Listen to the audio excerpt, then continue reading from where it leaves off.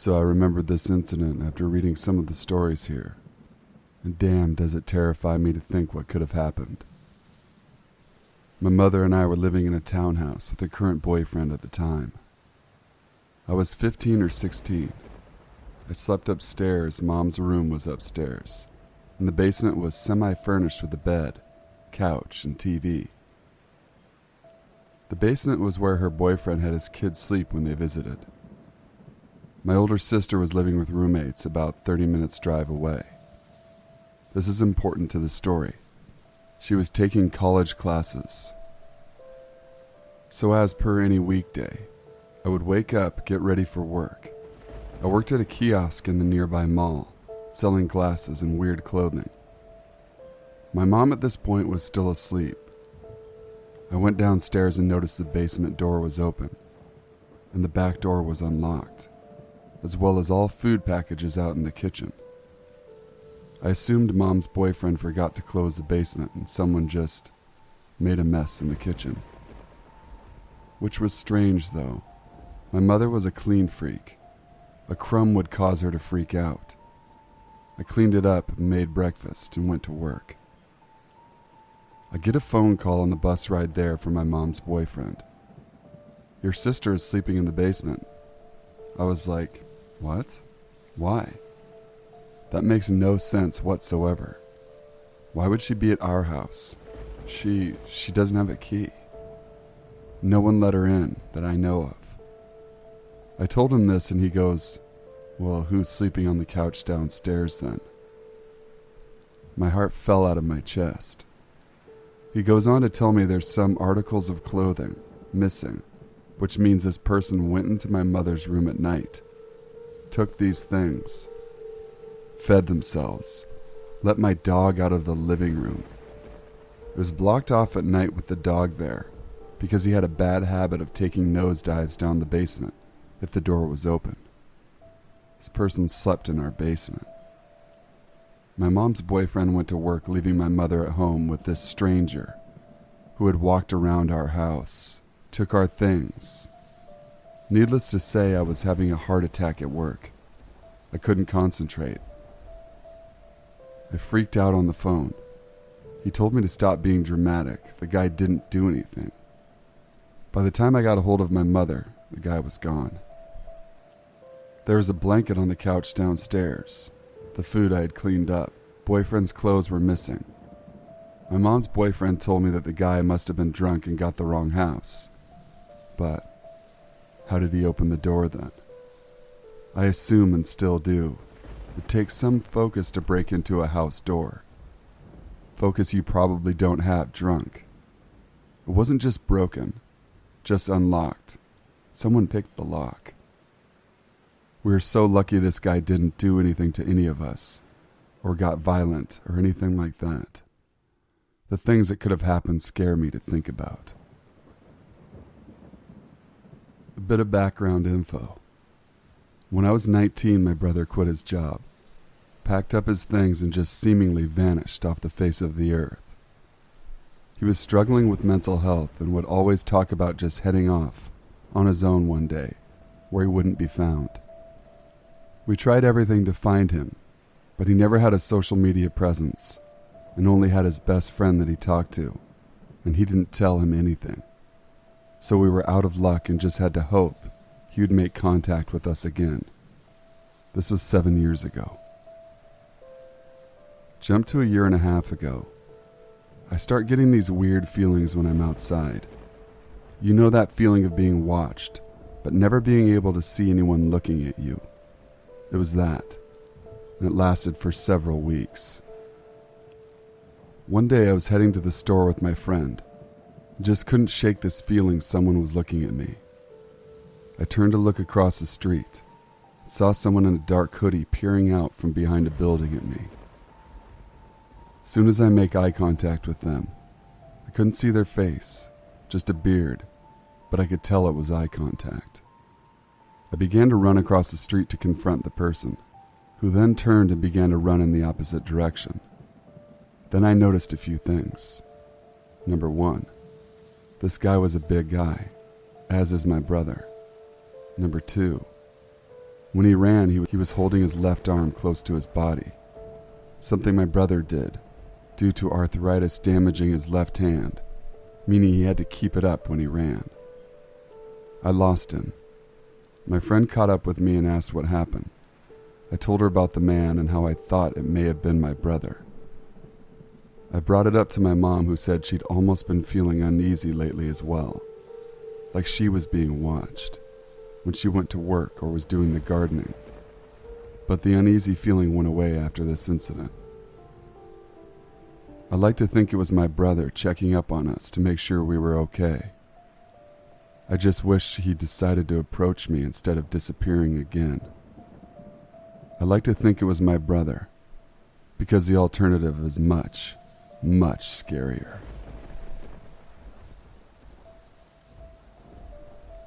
My husband and I are amateur mushroom hunters. 3 seasons out of the year, we spend weekends in forests, along nature trails and rivers, looking for edible and interesting wild mushrooms to harvest. Springtime brings the most exciting hunt, which is for the highly coveted morels. We know of a special stretch of shoreline along a river that has a few dozen morels each year. It's difficult to get to as it's off the proper path, and you have to do quite a bit of ducking, climbing, and maneuvering to get there. One day 2 years ago, we were doing just that, making our way slowly and searching carefully for the mushrooms hiding in plain sight.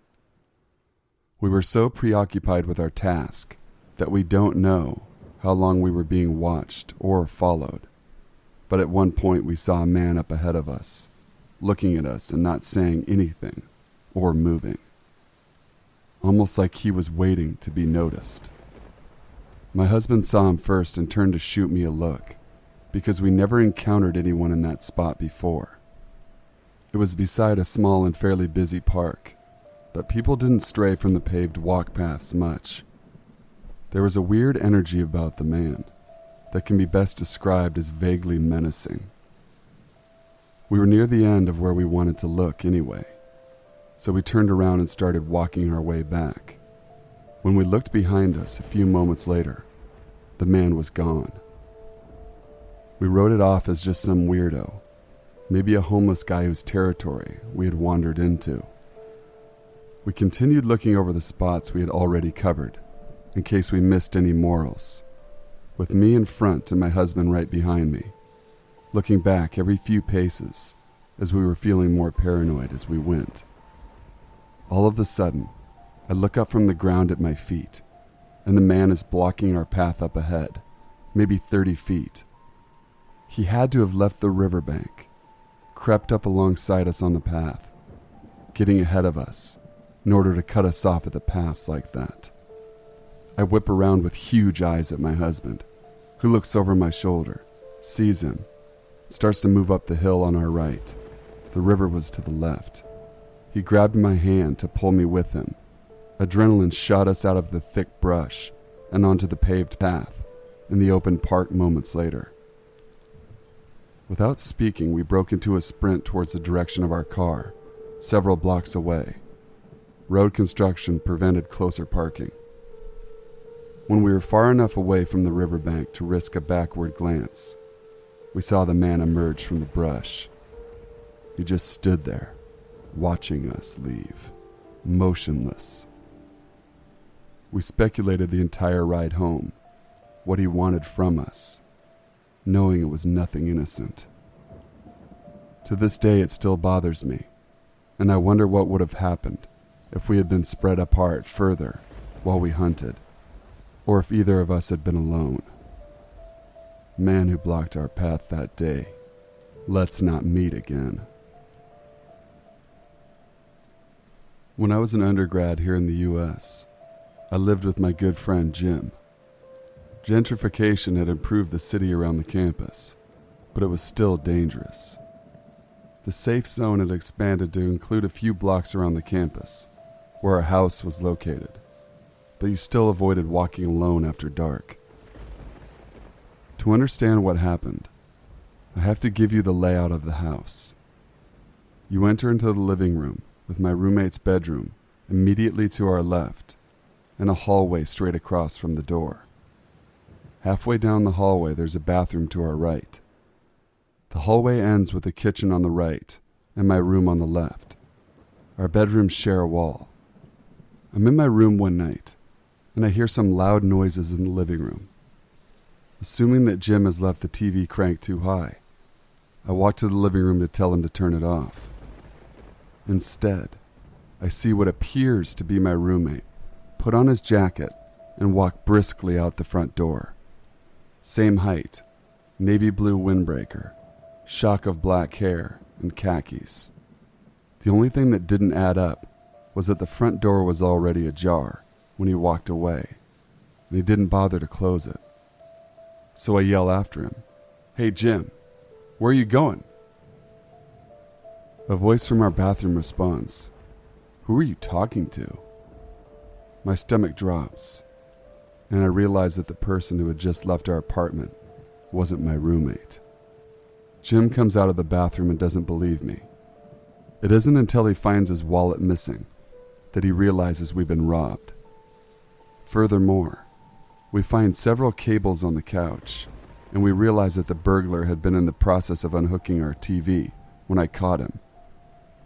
I joked later to my dad that I wish I'd come out of the room sooner to stop him, but he pointed something out that chilled me.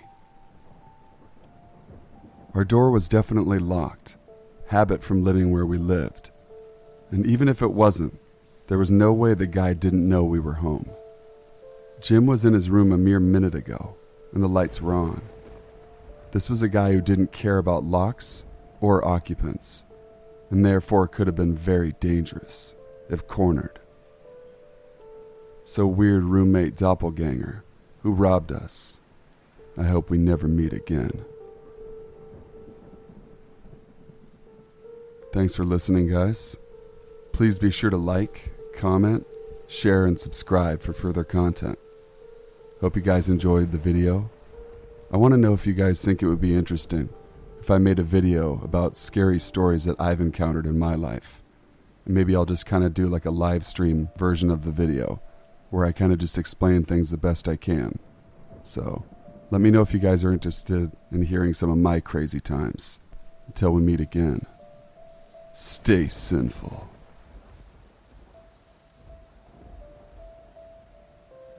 Brighton Bowl. This story is going to be really weird, as it really didn't happen to me. But it was pretty shocking. I grew up in Boston. I'm in my late 20s right now, and I am a really big fan of horror movies. One of my favorite films is the original Cabin Fever by Eli Roth. My entire family is from Boston as well. This happened just a couple of years ago. My Uncle Joe is in his mid-50s, but he and I get along very well. He recently got divorced from his wife. Since then, he has been spending a lot more time around me. It's been great, and I have been getting him to watch horror movies with me. He really didn't like them at first, but eventually sort of warmed up to them. I remember when we first began watching, he would cover his eyes up a little at first. Now he doesn't do that, but I can still tell when he is scared.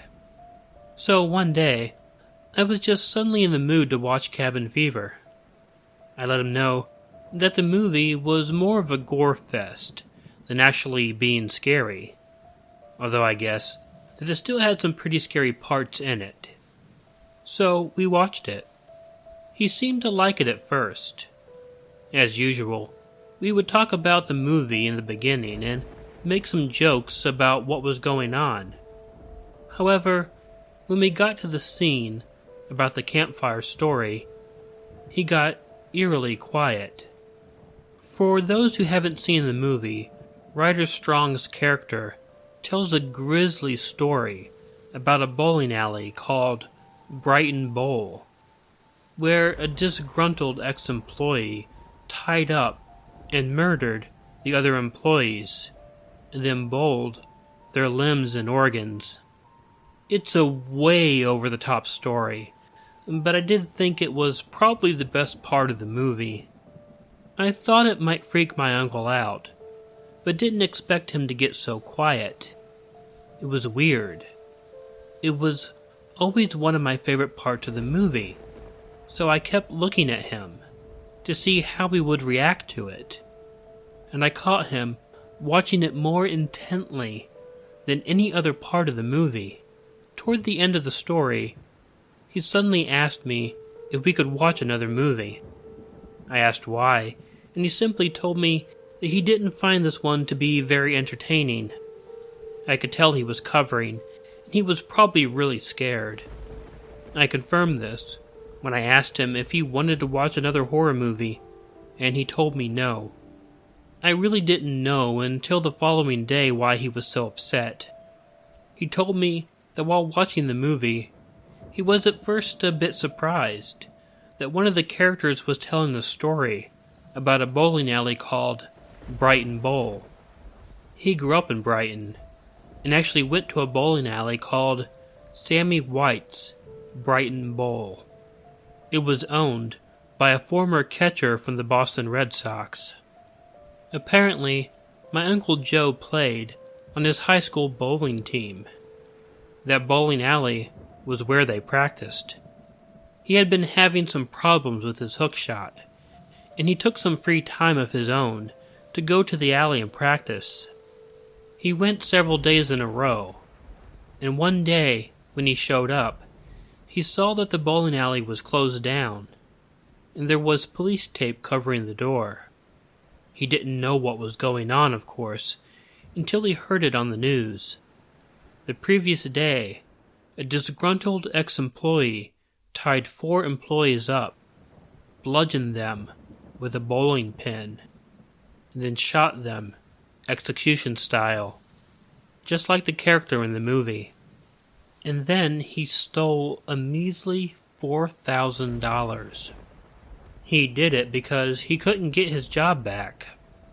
My uncle had been at the bowling alley that day, September 22nd, 1980. He had been at the alley pretty late, but had left before the attacks and the murders happened. He had never read the details of the killing because he found it to be too disturbing. But while he watched this movie with me, he honestly believed that the character was detailing the story as it actually happened in real life, thinking that he had barely missed being involved in such a disturbing scene was terrifying to him. However, he went and did the research and realized the story on the movie wasn't completely correct. But still, to find out that this happened and that my uncle barely missed being part of it, and it happened on the day someone I cared about was in the alley. What if he had been there later? Who knows what would have happened? I never looked at that movie the same way again.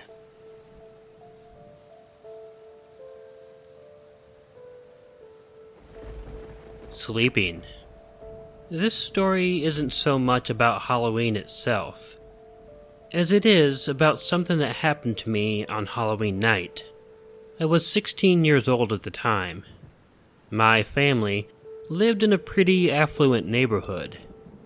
I always enjoyed Halloween, even when I was too old to go trick-or-treating. Our trick-or-treating was always very amazing. Tons of children from my own neighborhood and other neighborhoods in the town would come to my area to search for candy.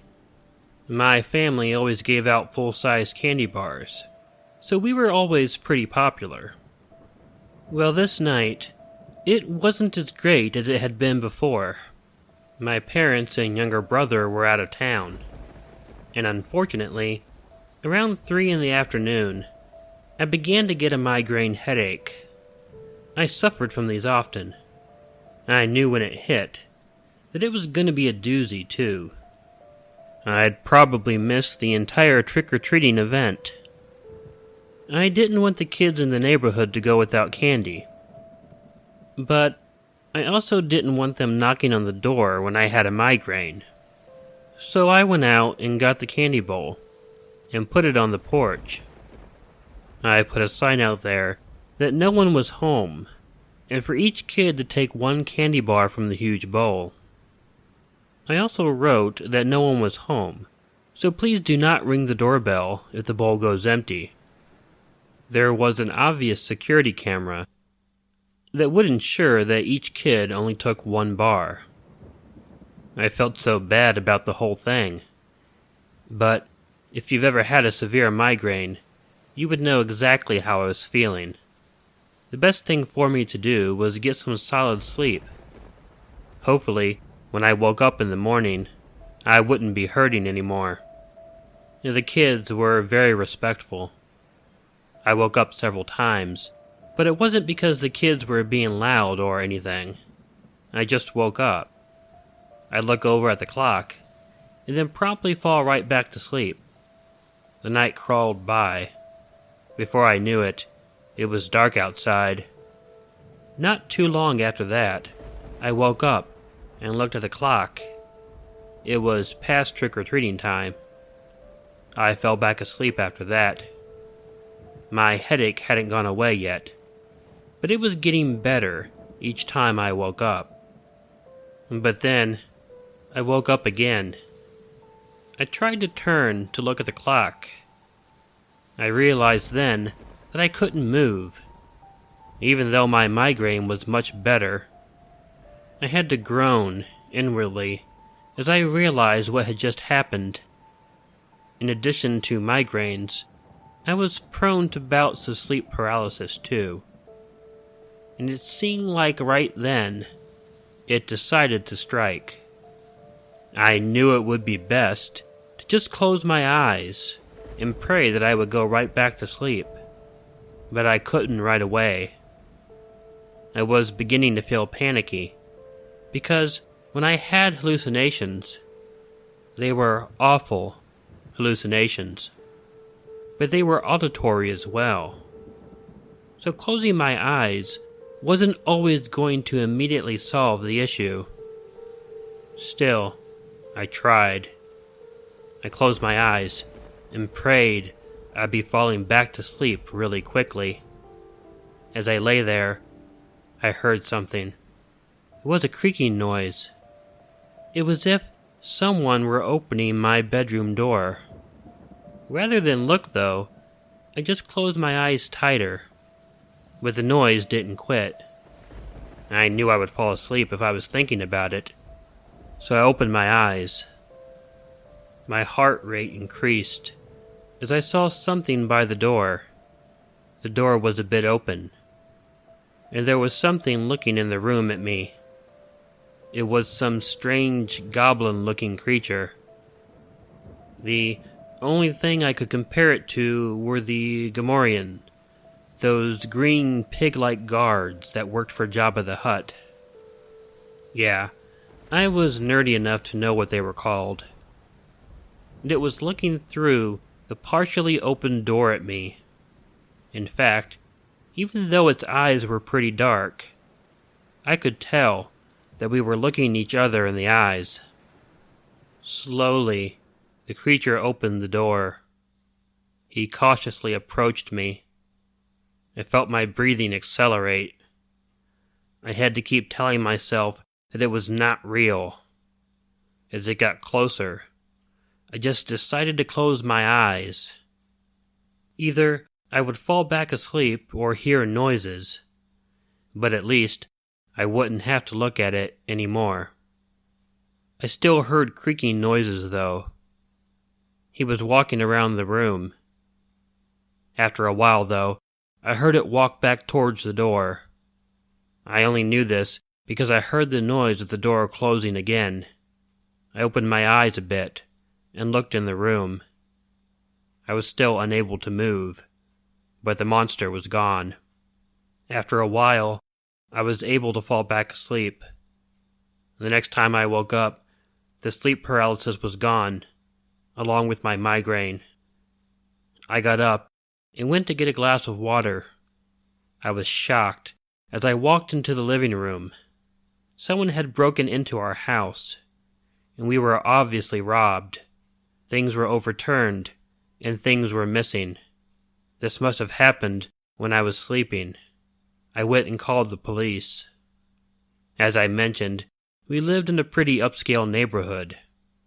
We had security cameras, and when the police took them and looked at them, they confirmed that the person who robbed us was dressed up like a green pig guard from Return of the Jedi. In fact, he was so confident in his disguise that he had even waved to the security camera before breaking into the house. My sign, left out for the trick-or-treaters, had told him that nobody was home, so that's why he targeted our house. But the monster that I thought was created by my mind on Halloween, during sleep paralysis, was real, and he had been in my bedroom with me for several moments, and the police never caught him either. The costume was just that good.